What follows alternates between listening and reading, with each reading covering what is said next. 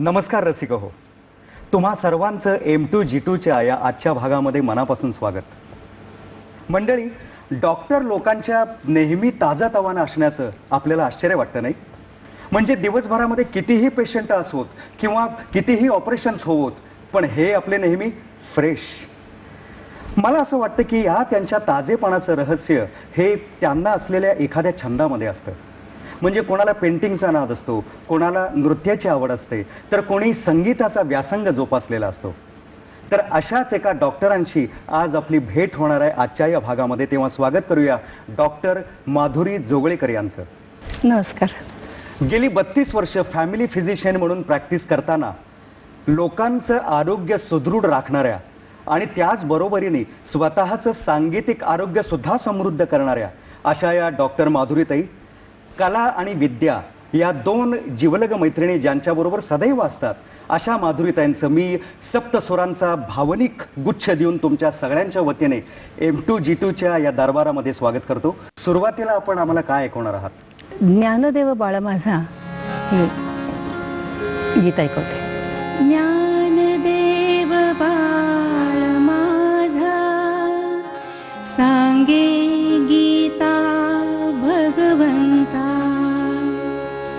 ज्ञानदेव बाळ माझा सांगे गीता भगवंता, ज्ञानदेव बाळ माझा सांगे गीता भगवंता, लक्ष द्या हो विनविते मराठी मी त्याची माता, ज्ञानदेव बाळ माझा सांगे गीता भगवंता।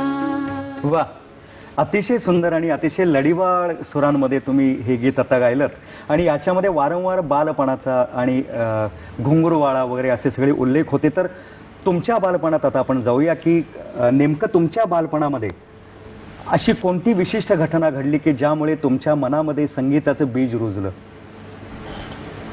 माझ्या वडिलांची 1959 साली चिकोडीला बदली झाली। सरकारी नोकरीत होते ते। बरं, चिकोडी म्हणजे चिकोडी म्हणजे कर्नाटकात। तर त्यावेळी आमच्या शेजारी रेखा ते चंदावरकर राहायची। मला वाटतं कदाचित ती भास्कर चंदावरकरांची चुलत बहीण असावी, ती चुलत बहीण असावी। आणि ती खूप सुंदर गाणी गायची आणि मी ती गुणगुणत असताना तिथे बसायची, ती काय गाते ऐकायची आणि घरी येऊन म्हणायची। पण तेव्हा मला माहिती नव्हतं की मी गाऊ शकते, मला गाता येतं। बरं, पण ते मला आवडायचं आणि ती जी गाणी बसवायची ती गाणी मी म्हणायची आणि तिला मी म्हणून दाखवायची। तेव्हा ती म्हणाली की माधुरी, तू गाणी छान म्हणतेस, म्हणत राहा। असा म्हणजे तिथपासून सुरुवात झाली माझ्या गाण्याच्या करिअरला। त्यानंतर आमची बेळगावला बदली झाली आणि त्याच सुमारास गुरव हे आम्हाला गायन शिकवायला होते शाळेत। बरं, राजपूत बंधू शाळा। तर गुरव सरांनी गाणं आणि आवाज ऐकल्यावर मला म्हणले की माधुरी घरी ये, मला तुला गाणं शिकवायचंय।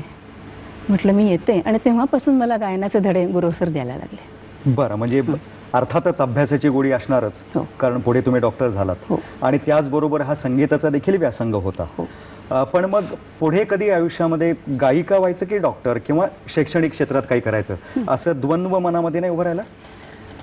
तसं फारसं उभं राहिलं नाही, कारण माझ्या घराण्यात गायन असं नव्हतंच। बरं, म्हणजे सुरुवातच माझ्यापासून होती। बरं, त्यामुळं असं कळलं नाही की गाण्यात पुढे काही करायचं असतं, हे तेव्हा काही कळत नव्हतं। आणि लहानपणापासून मला का माहिती नाही, मला डॉक्टर व्हावी माझी खूप इच्छा होती। त्यामुळे कदाचित असं माझं द्वंद्व माझ्या मनात तेव्हा काही फारसं नव्हतं। तर आता आणखीन काहीतरी एखादी पेशकश आम्हाला तुमच्याकडून ऐकायला आवडेल। आता मी कालीघटा छाय मोरा दिया तरस आहे। वा,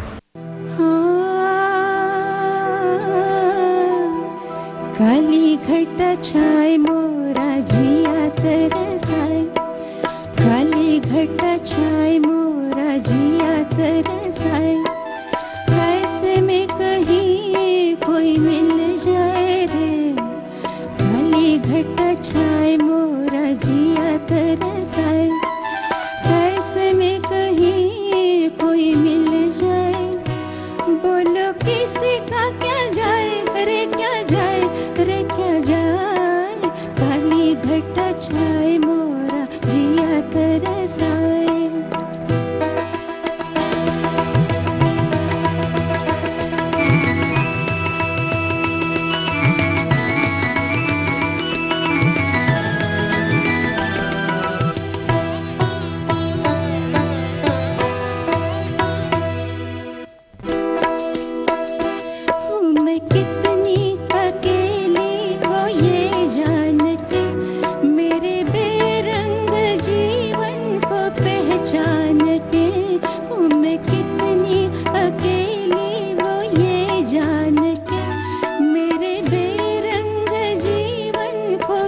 अचानक मेरे हाथों को थामे हंसे और हंसाए मेरा दुख भुलाए किसी का क्या जाए भली घट छाए मोरा जिया तरसाए ऐसे में कहीं कोई मिल जाए रे भली घट छाए मोरा जिया तरसाए. अरे वा, अतिशय सुंदर. मला वाटतं माधुरीताई की डॉक्टर असलेली गायिका किंवा गायिका असलेली डॉक्टर म्हणून रसिकांचं एक विशेष प्रेम तुम्हाला मिळत असेल नाही? डॉक्टर आहे आणि गातीये. हां सुरुवातीला असं वाटतं की एखादं भजन वगैरे म्हणत असेल, हां पण प्रत्यक्ष कार्यक्रम ऐकल्यावर लोकांना वाटतं की ही थोडंफार चांगलं गातीये. हं, हं. आणि मग तो जो लोकांच्याकडून जो मला प्रतिसाद मिळतो हं. तो आणखीनच जास्ती मिळतो असं मला वाटतं. मेडिकल सायन्सच्या दृष्टीने तुम्ही तुमचा आवाज किंवा तुमचं गाणं नक्की जपत असणार. तर माझ्यासारख्या किंवा आमच्या रसिकांमध्ये जे नवोदित गायक आहेत त्यांना तुम्ही त्या बाबतीत काय सल्ला किंवा सूचना द्याल? हा थोडासा वैयक्तिक प्रश्न आहे. बरं.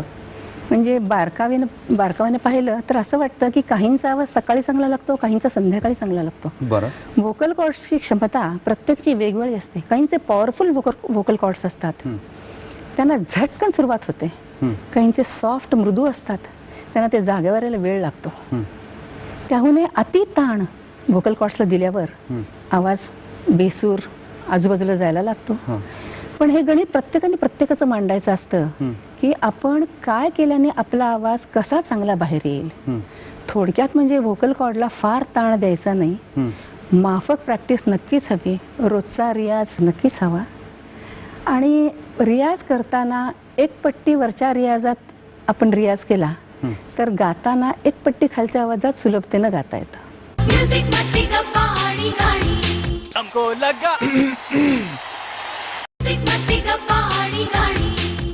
आजकालच्या जमान्यामध्ये म्हणजे वादक कलाकारांची अवेलेबिलिटी, ट्रान्सपोर्टेशन किंवा देशविदेशातले कार्यक्रम यांच्यामध्ये येणाऱ्या अडचणींसाठी एक सोल्युशन जे सगळ्या लोकांनी काढले ते म्हणजे कराओके ट्रॅक्स. म्हणजे ऑलरेडी रेडी असलेल्या म्युझिक ट्रॅक्सवरती गाणं, म्हणजे ज्याच्यामध्ये सूर, ताल, लय सगळं सांभाळावं लागतं की लाईव्ह म्युझिशियन्स नसल्यामुळे एखादी ओळ चुकली किंवा एखादं आवर्तन चुकलं तर तो ट्रॅक तसाच पुढे निघून जातो, तो तुमच्यासाठी थांबत नाही. बरोबर. तर ही विशिष्ट प्रॅक्टिस तुम्ही कशी काय केलीत किंवा हा व्यासंग कसा वाढवलात? सहज एकदा असं वाटलं की आपण म्युझिक मिळालं तर आपण त्यात गाऊ शकू का. हं. कारण वाढत असलेली प्रॅक्टिस आणि अवेलेबिलिटी ऑफ म्युझिशियन्स हं. हे फार कठीण व्हायला लागलं. हं. आणि त्यावेळी मी बेळगावला गेलेली असताना मला सहजपणे हिंदी गाण्यांचे कराओके उपलब्ध झाले. बरं. आणि ते घेऊन मी एक 7-8 गाणी बसवली. थोडी ते दुरुस्त करून म्हणजे नीट करून घेतले आणि गायला लागले. मग ती आयडिया जेव्हा मला म्हणजे मी ते सादरीकरण करायला लागले तेव्हा ठरवलं की 40 मराठी गाण्यांचंही करून घ्यायचे ट्रॅक्स. बरं. बरं. मग स्टुडिओत जाऊन कलाकार जमवून 40 मराठी गाण्यांचे उत्तम ट्रॅक्स मी पुण्यात करून घेतले. आणि त्यामुळं मग आता मला कसं होतं, पटकन कार्यक्रम आला की मी त्या CDs घेते आणि कार्यक्रम सादर करते. अरे वा. आणखीन असं सांगायचं आहे की आता कराओकेत गाणं हं. हे वाटतं तितकं सोपं नाही, नाही. ते कठीण आहे. खरंय. पण हं. ताल हा असा आहे की मला वाटतं ताल हा उपजत लागतो. हं. खूप शिकलेली मंडळी सुद्धा कराओकेत गाऊ शकत नाहीत आणि काही न शिकलेली मंडळी सुद्धा कराओकेत गाऊ शकतात, हे मी अमेरिकेत पाहिलं. बरोबर. हां, त्यामुळे उपजत ताल आणि ते कुठून पकडायचा हे ज्याला अवगत होतं पटकन त्याला कराओकेत गाता येतं. पण अटमोस्ट म्हणजे तिथपर्यंत सुंदर गाणं होण्यासाठी त्याला खूप मेहनत घ्यावी लागते. बरं बरं. कराओके ट्रॅकच्या तुमच्या प्रॅक्टिसचं प्रात्यक्षिक आम्हाला पाहायला नक्की आवडेल, म्हणजे ऐकायला आवडेल. मंडळी, कराओके ट्रॅक्स म्हणजे आधीच रेकॉर्ड केलेले म्युझिक ट्रॅक्स, त्यामुळे आमच्या वादक कलाकारांना ह्या गाण्यापुरती मिळणारी विश्रांती आणि ट्रॅकवरती गाणं सादर करणार आहेत डॉक्टर माधुरीताई.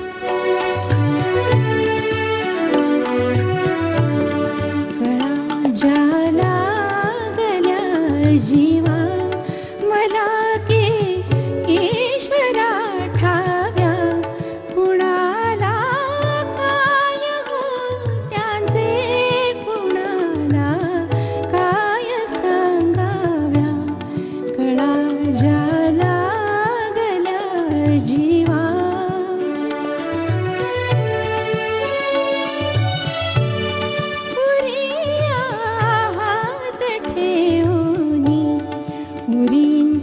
शोलता जाई समुद्री चहूकडे पाणी पिण्याला थेंबही नाही जनांच्या कोरड्या गप्पा असे सारे जगद्वंदो हमामा गर्जने साहोन नेत्री एकही बिंदू कळा ज्याला गल्या जीवा. वा माधुरीताई, खरोखरच हे अनोखं तंत्र आहे आणि याच्यामध्ये जिवंत वादक नसल्यामुळे हा ट्रॅक हा सांभाळावा लागतो आणि त्या ट्रॅकच्या नुसारच गावं लागतं. खूप छान. अनेक पुरस्कारांनी तुम्ही सन्मानित आहात, अनेक वेगवेगळे पुरस्कार तुम्हाला मिळालेत, त्याबद्दल आम्हाला आणि आमच्या रसिकांना ऐकायला आवडेल. छोटे मोठे पुरस्कार काही मिळाले, पण त्यातल्या त्यात मोठा असा की इंडियन मेडिकल असोसिएशन जी आमची असोसिएशन आहे ती आणि सिद्धिविनायक ट्रस्ट, सुतिका सेवा मंदिर यांनी घेतलेली दखल, यांनी मला 2007 साली कर्तृत्ववान स्त्री असा पुरस्कार दिला. अरे वा बालगंधर्व मंदिरात हा सोहळा पार पडला. वा वा. आणि माझं वैद्यकीय क्षेत्रातलं योगदान, मी काही सामाजिक करत असलेली मदत किंवा गरीब रुग्णांच्यावर केलेले उपचार किंवा वारकऱ्यांना फ्री दिलेला सल्ला किंवा फ्री दिलेला म्हणजे औषध, त्या दिवशी जे वारकरी येतात त्या दिवशी माझी OPD फ्री असते दरवर्षी. अरे वा. आणखीन शिवाय मी संगीतात केलेलं काम ज्याची दखल या तिन्ही संस्थांनी घेतली आणि मला हा त्यांनी पुरस्कार प्रदान केला. अरे वा. मग तुमचं सामाजिक योगदान सुद्धा निश्चितपणे उल्लेखनीय आहे. त्याबद्दल खरं तर म्हणजे संपूर्ण रसिकांच्या वतीने मी तुमची कृतज्ञता व्यक्त करतो. आता मला हे सांगा की म्युझिकल थेरपीबद्दल आजकाल बरंच काही बोललं जातं, पण तुम्ही स्वतः मेडिसिनमध्ये पण आहात आणि संगीतामध्ये देखील आहात, तेव्हा संगीत आणि आरोग्य यांचं नेमकं नातं काय आहे? संगीत आणि आरोग्य यांचं नातं नक्की आहे, कारण आपण आता जिथे जिथे जातो तिथे सगळीकडे आपण संगीत ऐकतो. म्हणजे आता तर हॉस्पिटल्समध्येही गाणी लावलेली असतात, ऑफिसेसमध्ये असतात, नारळवाला म्हणजे झाडूवाला, सायकलवर भेळवाला, कुठेही जा तुम्हाला त्यांची गाणी, त्यांचा मोबाईल हे सगळं आपण ऐकतच असतो. म्हणजेच काय तर ही मंडळी त्यातून आनंद घेत असतात, नाहीतर लावली नसती त्यांनी गाणी. पण दुसरंही असं मला सांगायचं आहे की आवडणाऱ्या म्हणजे